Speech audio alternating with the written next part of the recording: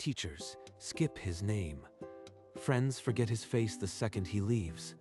His own family sets one less plate at dinner. He used to think he was cursed. Then he walked straight into the king's war room, and no one, not one guard, even knew he was there. Inside, King Aldrich and General Draven spoke in hushed, conspiratorial tones. The plan is set. At dawn, our soldiers will don the enemy's colors and burn the border villages. No one will trace it back to us. And when the foreign kingdom is blamed, the council will demand war. You will lead the charge, Your Majesty. This is insane. They're going to slaughter innocent people just to start a war. I have to do something. But who would believe me? They don't even remember I exist. It was the curse he had lived with his entire life. That very curse might be his only weapon now. All right then. I won't let this happen. I'll find a way to stop them, no matter what. Alone, unseen, and forgotten, Shinji made his silent vow. But to understand how he could make such a vow, you must see the world through his invisible eyes. Did you see the new transfer student? I heard he's super cute. Every day. Same thing. Laughing, chatting, never once glancing my way. At home, the silence was louder. His mother set the dinner table as if he had never existed. Why do I feel like I am forgetting something? Oh well, dinner's ready. She used to set 3 plates. Now even my own mother doesn't remember why she feels sad at dinner. Upstairs, the only proof he existed was a family photo where his own face was a blur. But that curse, in the war room, it let me hear everything. This might be a weapon, not just a curse. I could go back to the castle, find evidence, stop them. No one can see me, so no one can stop me. That night, Shinji packed a small bag and slipped out into the darkness. The castle, his destination. The castle walls loomed ahead, guarded by a dozen men. None of them saw the boy slip through the gate. Inside, torchlit halls twisted like a labyrinth. Shinji moved like a ghost among the armored sentries. 2 guards grumbled about a merchant bribe. One more rot in a kingdom built on it. Shinji listened, invisible. A courtier whispered to a servant about rigging the upcoming tax decree. Corruption seeped through every stone. Following the king and general, Shinji discovered a hidden chamber behind a tapestry. The true war council was about to begin. The village of Ashiba will burn first. Its people are loyal to the crown, but they are expendable. Our scouts report minimal defenses. At dawn, the disguised soldiers will strike, leaving only the enemy's banner behind. Ashiba. That's my home. Mother, Eri, everyone I've ever known. They're going to die. This isn't just about stopping a war anymore. I have to save them. He clenched his fists. There was no turning back.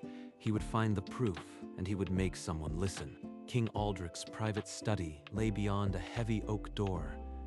Shinji slipped inside, his translucent form casting no shadow. There, on the desk, lay a parchment bearing the king's seal, a detailed plan for the false flag attack. This is it. The signed order. If I can get this to someone who matters, I can stop this war. He carefully rolled the parchment and tucked it into his jacket. But as he turned to leave, the door creaked open. A robed mage entered, his brow furrowed. He could sense a magical disturbance, a presence that should not be there. The mage whispered an incantation, and the air shimmered. Shinji pressed himself against the wall, barely breathing, but the spell found nothing tangible. The mage shook his head and departed, leaving Shinji alone once more. Too close. I have the evidence now, but who can I give it to? I am a ghost to everyone. The sealed orders were real, a weapon that could topple a king. Yet the curse that gave him this power also kept him powerless. I have to find a way. I can't let them die. Tomorrow, I'll make someone see me. At dawn, Shinji approached a castle scribe, holding out the damning parchment. Please, just take it. It's proof of a terrible plot. But the scribe's hand passed through his own as if he were missed. Not again. It's It's the same every time. But maybe, if I force it, Shinji concentrated, and for a heartbeat, his form solidified. A servant gasped, then blinked, and the boy was gone. I was seen, but she's already forgotten. The curse won't let them hold the memory. Exhausted and hopeless, Shinji slumped against a wall. Then a crier's voice echoed through the courtyard. Hear ye. Ambassador Lina of the foreign kingdom arrives tomorrow for the diplomatic reception. The ambassador. She's the one who will be framed. If anyone would believe this, it's her. Tomorrow, at the reception, I will be seen. Even if it's only for a second. All night, Shinji pushed against the edge of his curse, willing his form to solidify again and again. Long enough to hand over the document. That's all I need. 2 guards muttered the exact timing. Dawn, exactly when the ambassador's carriage enters the palace gates. It's happening at the same time. I can't be in 2 places at once. His mind filled with images of Ashiba, his mother setting the table, Eri laughing with her friends, the quiet morning streets. If I go to the village, they'll never see me. The war will still happen. But if I go to the reception, I can stop the war, maybe save thousands. But my village, mother, Eri, I am sorry.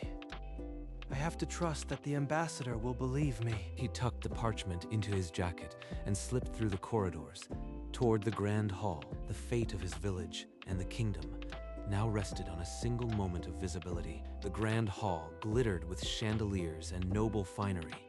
Shinji slipped among them, a ghost at a feast of the living. King Aldrich greeted Ambassador Lina with a practiced smile, hiding daggers behind courtesy.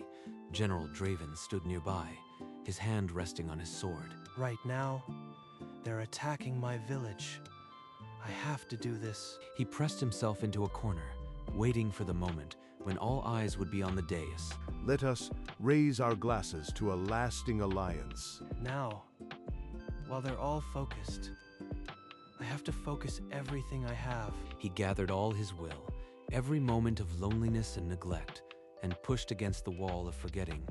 The pressure built like a dam about to burst. Then, as if stepping from a forgotten dream, Shinji became real, solid, seen. For the first time in his life, everyone in the room saw him, a boy in a simple academy uniform, holding a sealed document with the king's insignia. The king's smile froze mid-word. The ambassador's eyes widened. 100 breaths caught in 100 throats. No one moved. King Aldrich plans to start a war. He will send his own soldiers, disguised as your kingdom's troops, to burn his own villages. He walked toward the ambassador, every step an echo in the silence, and held out the parchment. This bears his seal. Orders for the false flag attack on my own village of Ashiba. Lies. Guards, arrest this madman at once. Ambassador Lina unrolled the document. Her eyes traced the damning lines. The color drained from her face. This is your personal seal, King Aldrich. No one else could have issued this. She's right. That's the king's seal. The guards hesitated, their hands frozen on their blades. The hall erupted into frantic whispers. No one touches this boy. I will investigate these claims thoroughly. If true, your kingdom will answer for this treachery. She believes me. The war might be stopped, but my village, is it already too late? As the confrontation continued, Shinji felt the familiar pull of nothingness. His body flickered, then faded from sight, and with it, every memory of him in that hall. I am disappearing again. No one will remember I was here, but I have to get to Ashiba. He ran from the castle, a phantom through the gates, and sprinted toward the distant column of black smoke. The village of Ashiba was a hellscape. Flames consumed roofs, and the screams of the dying filled the air. Soldiers in enemy colors, but speaking their own tongue, cut down anyone who fled. He saw neighbors he'd grown up with lying dead in the streets. No. Mother Eri, where are they? There, by the burning fountain, he spotted his mother, Akiko, dragging a coughing Eri away from the flames. I have to help them. If I just push them away from that wall. But his hand passed through her shoulder like smoke. Neither woman noticed the ghost among them. I can't save them. I can't even let them know I am here. Far away, Ambassador Lena's voice cut through the chaos. Her personal guard stormed the dais, seizing King Aldrich and General Draven. Within hours, a decree spread. The Ashiba attack was a false flag. Royal soldiers were ordered to stand down immediately. A contingent of riders reached the village, finding the disguised attackers still cutting down survivors. The ambassador's troops engaged. The false soldiers, outnumbered, were captured or killed on the spot. Shinji watched as the fires were doused and the wounded carried away. The cost was in every soot-covered face. They came. The ambassador believed me. The war is averted. But walking among the survivors, counting the dead, the weight of his choice crushed him. So many. I chose the kingdom over my village. What does that make me? He turned from the wreckage, flickering, as if the world was already forgetting him again. The king was in chains. The war was dead. But for Shinji, only ash and silence remained. Shinji moved through the refugee camp, a shadow among the living, searching every haggard face. There, kneeling beside a cot, was Akiko. Her apron stained with blood and soot, her hands gentle on a wounded neighbor. She murmured something soft. Half a lullaby he remembered from years ago. It broke something inside him. She's alive. Thank the stars. But she'll never know I am standing right beside her. A few tents away, Eri lay on a blanket, her leg wrapped in coarse bandages, her face pale, but breathing steadily. I thought I heard someone calling my name, but it was just the fire. They survived. But how many didn't? Because I chose the reception over warning them. He reached out, fingers inches from Eri's cheek. Then he stopped. He could not comfort her, only add confusion. My presence would only hurt them more. They're better off not knowing I exist. So, Shinji walked away, a ghost among the living, his existence already fading from memory like morning mist. The story of a phantom boy who exposed a king spread through the kingdom like wildfire, though no one could name him. Ambassador Lena, in her official report, wrote of a courageous youth, but confessed she could not recall his face or voice. I remember his words, the document he held, but his features. They slipped away the moment I looked away. To honor the unknown hero, the new ruling council commissioned a statue in the capital square.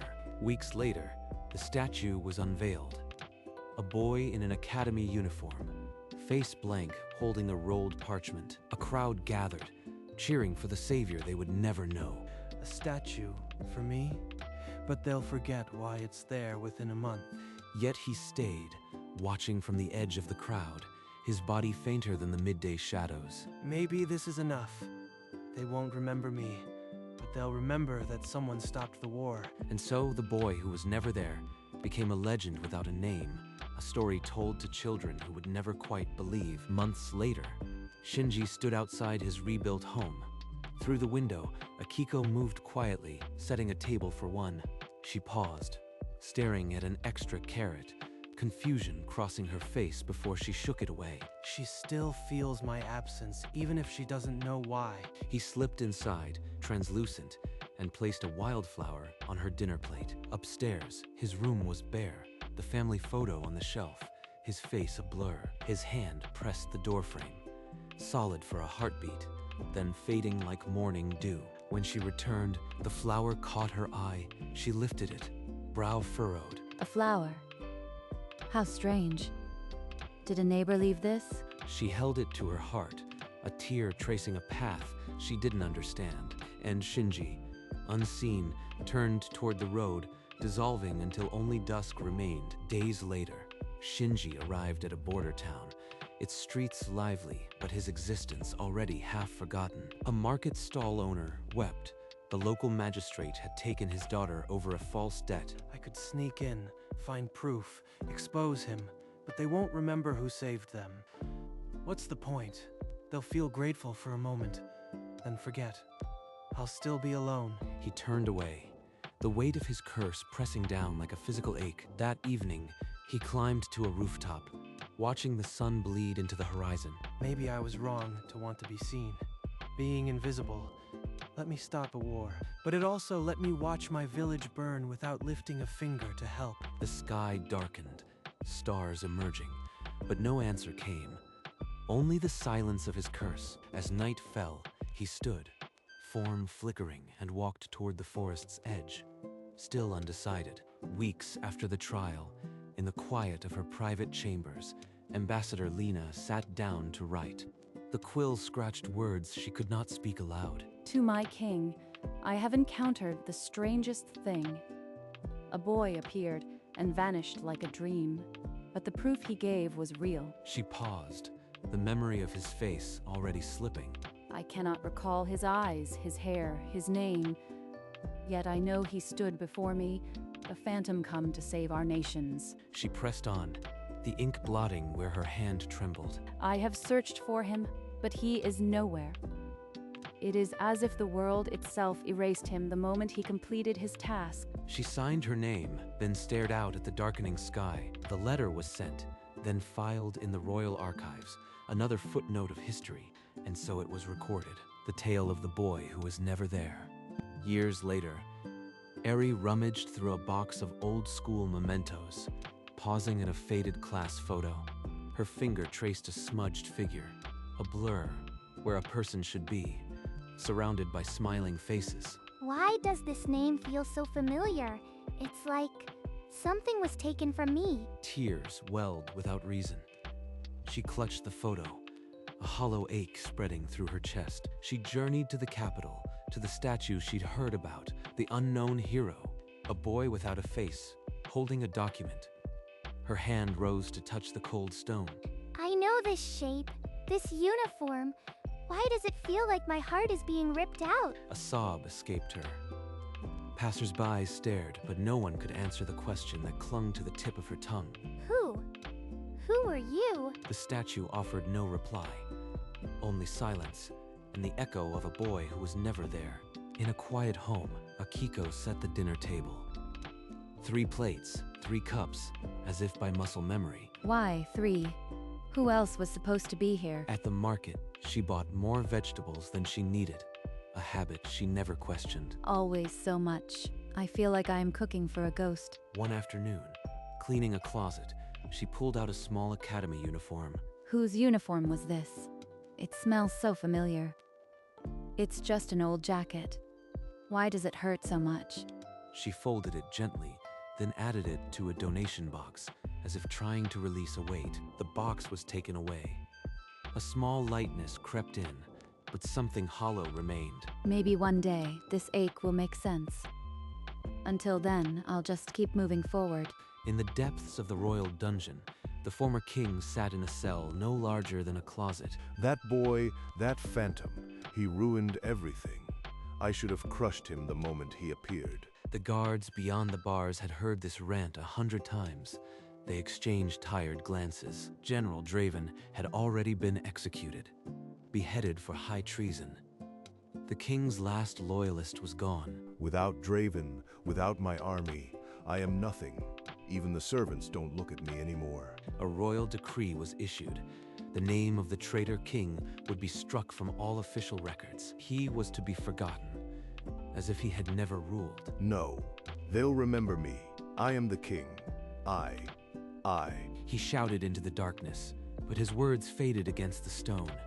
Even his voice was becoming an echo. And so the king who tried to erase a boy was himself erased, swallowed by the very oblivion he had intended for another. A year passed, and a ceremony was held to forever honor the unknown hero. Ambassador Lena ascended the platform, her voice carrying over the hushed crowd. Let this statue remind us. A nameless boy stood where others could not, and saved us all. The crowd erupted in cheers, yet a strange hesitation flickered in their eyes, as if grasping at a fading dream. From a shadowed rooftop, Shinji watched, his invisible form a whisper among the chimney smoke. They're celebrating because of me. They don't know it, but I did make a difference. The statue of the faceless boy gleamed in the sunlight, a permanent testament to an impermanent soul. I was never seen, Never remembered, but I was here. That's enough. He allowed himself a soft, unseen smile, and for the first time in years, the weight on his chest loosened. Below, the world moved on. Above, a boy who was never there found his peace. Shinji descended from the rooftop and walked through the city, unseen as always. A baker laughed with a customer. A child chased a cat. An old man napped in the sun. They're living their lives because I helped keep the peace. I didn't need them to know. He walked until the buildings gave way to the old city gate, standing like a silent guardian. He paused, turning to look back one last time. The spires of the castle glinted on the horizon. I left my family, my name, my face, but I gave them peace. That's worth more than being remembered. He faced forward, and as the first light of dawn touched his form, he began to fade. Maybe one day, someone will understand. Or maybe no one ever will. Either way, I am free. Step by step, the boy who was never there walked into the mist, dissolving into the world he had saved. The road stretched ahead, empty and endless, and Shinji's silent journey continued. Many years passed. The statue of the faceless boy remained in the square, worn by weather but never forgotten. Children played at its base, their laughter echoing around the silent stone. An elderly woman, bent with age, often sat on a bench nearby, a story on her lips. They asked her, "Why is there no face?" And she would smile softly. She told them a legend of a boy who appeared from nowhere, handed a document that stopped a war, then vanished like mist. What was his name? A child would ask, and she would shake her head. No one knows.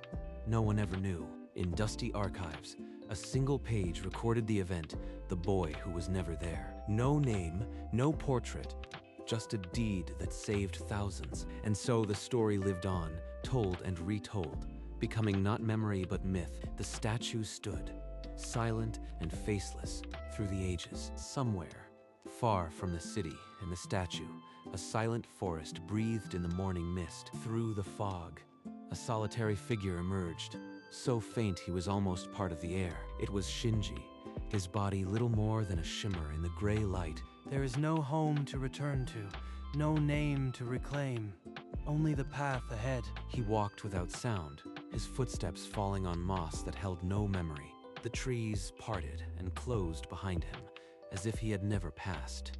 His form grew lighter, the edges dissolving into the fog like sugar in rain. A soft breeze stirred the mist, and where he had been, only silence remained. And so, the boy who was never there finally became one with the unseen. He was never there,